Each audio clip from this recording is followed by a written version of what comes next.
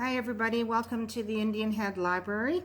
Today I'm going to show you a quick, simple way to make a deodorizer for your rooms, your closet, a place where you maybe keep shoes.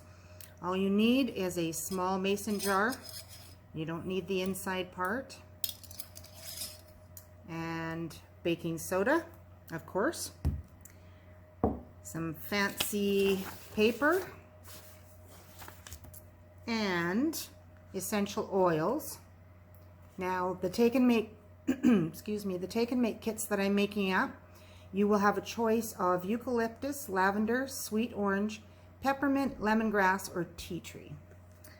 Okay, so you're going to mix, just in a separate bowl, enough baking soda that's going to fit into your jar, and you're going to mix it with the essential oil that you have chosen from me.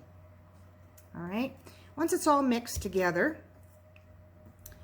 you will cut a circle out of one of the papers that you've chosen, and you'll make it so that it fits inside the lid, like so.